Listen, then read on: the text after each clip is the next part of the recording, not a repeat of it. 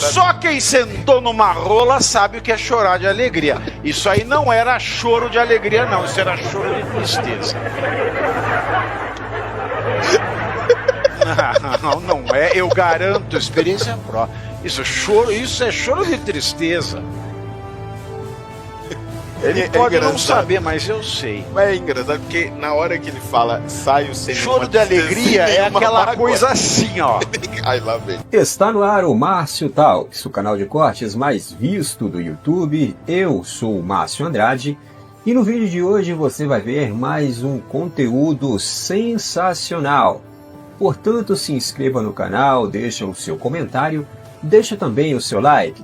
Se liga aí. O ministro Luiz Roberto Barroso, maroto garoto travesso, anunciou na tarde de hoje a sua aposentadoria do Supremo Tribunal Federal. O comunicado foi feio. O comunicado foi feio e foi feito ao final da sessão plenária da Corte. Barroso disse que amadureceu a decisão nos últimos 2 anos, tendo comunicado sua intenção com antecedência ao presidente Lula, e Barroso ainda negou que tenha sido influenciado a se aposentar por conta das atuais sanções impostas pelos Estados Unidos. Lembrando que Barroso está com um visto revogado e não pode frequentar a sua mansão de 22 milhões em Miami. E por falar em Lula, presidente que Barroso teria avisado com antecedência da sua saída, a aposentadoria antecipada de Barroso abre espaço, é claro, para uma nova indicação de Lula ao Supremo Tribunal Federal. E vale lembrar que o Lula, neste 3º mandato, já colocou Cristiano Zanin Martins, seu advogado, seu afilhado de casamento, seu padrinho de comunhão com Janja, e ele que é padrinho também da esposa do ministro cujo pai é padrinho do seu filho, ou seja, um cargo muito tecnicamente indicado, e Lula, além do Cristiano Zanin, também colocou lá, sabe-se lá Deus como, ele conseguiu encaixar o Flávio Dino na Corte Suprema Brasileira. Acompanhe um trecho da fala de Barroso ao anunciar a sua aposentadoria. Deixo o tribunal com o coração apertado, mas com a consciência tranquila de quem cumpriu a missão de sua vida.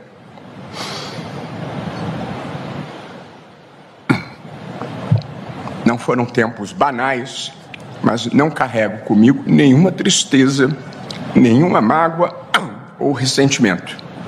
E começaria tudo outra vez se preciso fosse.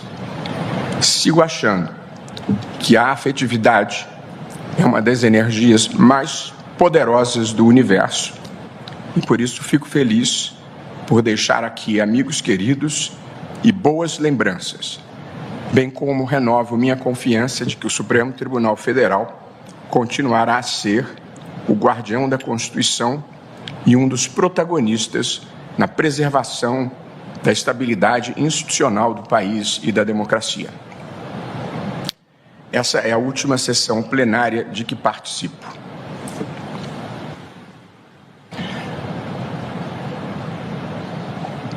Decisão longamente amadurecida que nada tem a ver com qualquer fato da conjuntura atual.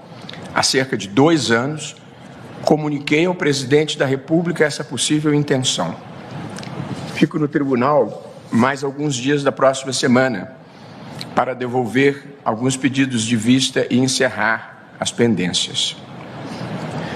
Ao apresentar meu pedido de aposentadoria, presidente, após mais de 40 anos de serviço público, transmito a Vossa Excelência e a todos os colegas a expressão do meu afeto profundo e sincero, com os melhores votos de sucesso continuado e boas realizações.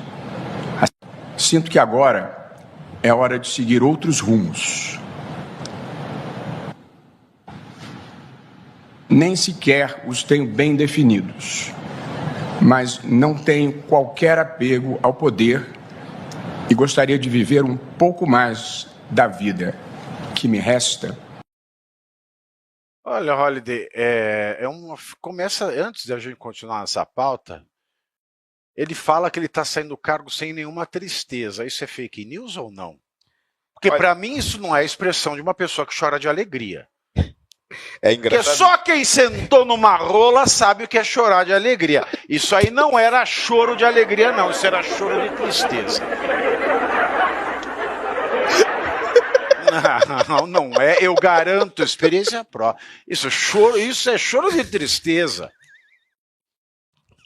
Ele pode não saber, mas eu sei. Mas é engraçado porque na hora que ele fala saio sem choro de alegria é aquela mágoa. Coisa assim, ó. Aí lá vem. Não vou. Fala, pode falar. Na hora em que ele fala que sai sem nenhuma mágoa e sem nenhuma tristeza, é justamente quando ele começa a chorar, né? É bem complicado. Só que eu acho que nesse momento em que o Barroso anuncia a aposentadoria, é interessante a gente lembrar algumas coisas. Primeiro, ele foi o ministro do Supremo que disse com orgulho em um congresso da UNE que nós, STF, derrotamos o bolsonarismo. Depois corrigiu ou tentou corrigir essa frase mais para frente.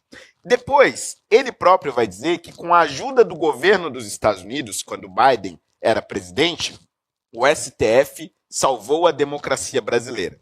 Curiosamente, isso culminou na vitória de Lula para a presidência da República. E agora, quando chega a Lei Magnitsky e a suspensão dos vistos, ele, que vivia muito em Miami, dava muitas palestras nos Estados Unidos, decide se aposentar. Me parece que Barroso, dos 11 ministros, foi o que mais sentiu as sanções vindas dos Estados Unidos, porque era aquele ministro que mais tinha conexões ali. Não é à toa que ele fala a todo instante, justificando a sua aposentadoria, dos ataques à família. Porque a família dele tinha casas lá, passavam as férias nas praias de Miami. Aliás, e tudo mais. O Barroso é o ministro que mais usou o avião da FAB para fazer bate-volta aos finais de semana de Miami da história desta república. Ora. Claro. É claro que ele foi o que mais sentiu. Ele não tomou magnitscada, mas ele teve o visto revogado, não é nem suspenso, revogado, e agora até bom, né? Ele aposenta, quem sabe ele agora toma uma Magnitsky, que já não é questão de Estado. Né? Ele é um particular, já pode magnitscar ele, a família, o vovô, a vovó, o filhinho e a filhinha, né? E aí vem uma coisa muito interessante, que é o seguinte: Barroso está tentando apagar este passado. Esse passado no qual ele agiu politicamente enquanto era o juiz da maior Suprema Corte do nosso país. Só que covardia não apaga o passado. A fuga não é capaz de reescrever a história. O que Barroso fez está marcado. A sua presidência do STF foi manchada pela maior perseguição política da nossa história. Não somente contra Jair Bolsonaro, mas contra diversas pessoas simples que estão presas até hoje, inclusive. O Barroso ele conseguiu a proeza de ter a presidência do STF mais podre do que a do Toffoli, que é o ministro mais podre em termos de legitimidade para ocupar o cargo, que ele não tem nem resquício do requisito de legitimidade do notável saber jurídico. Então o Barroso ele conseguiu ser pior que o pior dos ministros daquela corte. Olha a proeza que Barroso conseguiu fazer isso. Aí vem dizer, tem duas coisas que eu não aceito. Elogio em boca própria. Elogio em boca própria, já dizia o velho deitado, é vitupério. Quem se elogia, meu querido, não tem ninguém que possa o elogiar. E por isso, se ninguém quer elogiá-lo, é que ele não fez nada de elogiável. Mas em coletiva realizada à imprensa, depois de anunciar sua saída do STF, Barroso evitou apresentar um fator motivador para a decisão. Durante a fala, Barroso preferiu destacar questões pessoais e acadêmicas como justificativa. Será que ele vai fazer um ciclo? Vai ficar bombado? Não, é acadêmica de universitária. Aspas. Eu aceitei que, nesse momento, meus planos são acadêmicos. Aceitei um convite para estar numa instituição chamada Max Planck, na Alemanha, em novembro, e aceitei dar um curso como professor visitante na Sorbonne, na França, em janeiro. Apenas tive uma sensação em meu coração de ter cumprido este ciclo da minha vida. A vida é feita de ciclos. E eu falei de ciclo de testosterona, mas o ciclo acadêmico que ele se refere é o universitário, então ele vai para a Alemanha, depois ele diz que ele vai na França, e é isso aí. Quem será? A pergunta que fica agora é a seguinte, Holliday. Quem será? Eu quero fazer aqui, ó. Faz o sinal da Santa Cruz também, porque precisa fazer isso aí. Ainda pega a medalha de São Bento e a gente fala, né? Crux sacra sit mihi dux, non draco sit mihi dux. Crux sacra sit mihi lux, non draco sit mihi dux. Crux sancta pacter benedictus. Porque eu tô achando que vai vir o Bessias. Que isso. Peraí. Tem que ser com os dois pés e com as duas mãos. Batendo na madeira. Imagina o Bessias no STF. Porque o Barroso, ele se aposentando já, o que ele faz? Ele mantém a maioria de ministros políticos no STF. Porque o próximo presidente, caso seja um de direita, se é que haverá eleição, se é que vai haver gente de direita, se a aposentadoria viesse com o próximo presidente nomearia 4, com o Mendonça 5, e com o Cássio Conká, que é Louvain, já teria maioria. Agora, com a antecipação da aposentadoria, o próximo presidente nomeará 3, mas nunca conseguirá a maioria no STF. Então, o balanço das horas no STF continua o mesmo com a aposentadoria do Barroso. Quem você acha que vai ser o próximo ministro? Será que será o Bessias? Se for o Bessias, Lula, sua oportunidade. Se for o Bessias, eu vou embora do Brasil.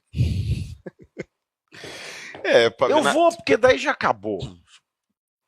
Eu acho que tem 4, alguns dizem 3, mas eu colocaria 4 pessoas nessa lista aí de prováveis substitutos do Barroso. Advogado Paloma. Pô, esse aí seria bom, hein? Dr. Gil Brother Away, morreu, né, o Gil Brother Away? Isso. Do Hermes e Renato. Falava assim, porra, eu sou um advogado conceituado nos quadros da Ordem dos Advogados Brasileiros. Hermes e Renato, você entrega em sua idade, você sabe, né? O Paloma, quem mais? As Legally Blonde. Quem você acha? Quais são os 4? Vamos lá. Bom, o primeiro, acho que o mais comentado realmente é o Bessias, que é o atual advogado-geral da União, Jorge Messias, que ele é muito fiel do ponto de vista político a Dilma e ao Lula, só que eu acho que nesse momento isso talvez seja uma desvantagem para ele, pelo seguinte, o Lula já usou todas as suas cartas de confiança, quer dizer, ele nomeia o advogado pessoal dele para a Suprema Corte, então veja, é uma carta hiper mega de confiança e de proximidade do próprio Lula. Ele, obviamente, enfrenta um desgaste com isso nas negociações com o Centrão. Depois ele indica o Flávio Dino, que era seu ministro da Justiça, já foi governador do Maranhão, estava na chapa dele para presidente, ou seja, não é uma proximidade tão grande quanto o Zanin, mas ainda próximo politicamente. Acho que indicar um terceiro nesse perfil poderia criar um desgaste e uma dificuldade maior. Aí vem os outros 3. Você acha mesmo? Eu acho que esta cota agora pode ser a do Centrão. Pode ser. Porque aí vem 2 nomes que o Centrão gosta. Um é o do Bruno Dantas, que está no TCU agora. Se eu não me engano, foi deputado federal também. E foi um dos indicados do Centrão para ocupar essa vaga no TCU. E o outro é ele, Rodrigo Pacheco. O Brasil está passando por um momento muito delicado. As instituições, o poder legislativo, o judiciário, o executivo, estão completamente perdidos e estão completamente prejudicados, sem credibilidade, e tudo isso por conta de ações de pessoas da alta cúpula desses poderes. Pois bem, os três poderes, o poder legislativo, o judiciário e o executivo, eles tendem a estar harmônicos. Pelo menos é isso que diz a Constituição, deveria ser harmônicos, né? Deveria ter um equilíbrio entre os três poderes, cada um fiscalizando o outro, né? Na questão dos freios e contrapesos. A própria Constituição diz isso. Porém, na prática não é assim que funciona. O que a gente vê hoje no Brasil é justamente um poder sobressaindo sobre o outro. Então, o que acontece? Isso necessariamente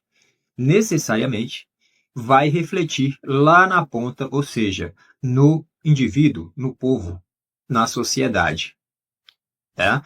Mas, ao que parece, as ditas autoridades não estão nem aí para esse negócio, né? Não estão nem aí para as instituições que elas próprias pertencem, né? Então, a coisa está em uma tônica de projeto, na verdade, já vem de muito tempo, aquela coisa do projeto de poder, do poder pessoal, né? Todas as ações são em benefício próprio ou em benefício da minha ideologia política, da minha visão de mundo. Então, essas pessoas que estão nessas instituições, elas arrogam para si todo esse poder e traz essa tônica de visão de mundo para dentro da própria instituição, né? E, obviamente, quando isso acontece, aí há uma corrupção própria, né, de corromper a própria instituição. Ou seja, o Brasil está em um patamar em que a alta cúpula que governa, que dirige o país, né, ou seja, o pessoal do Poder Executivo, começando pelo Presidente da República, aí tem o pessoal do Judiciário, começando lá pelo STF, aí tem o pessoal do Legislativo, começando lá pelo Senado,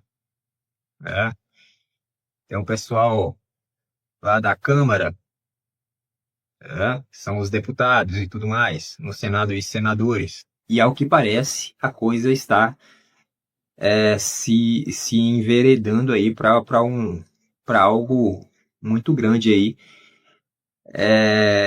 de penalização em relação aos Estados Unidos para com o Brasil. É isso. Essa é a situação em que o Brasil se encontra, essa é a situação em que a população brasileira, a sociedade do Brasil, a nação brasileira se encontra. Por esse vídeo é isso, se inscreva no canal, deixe o seu comentário e deixe também o seu like. Até breve.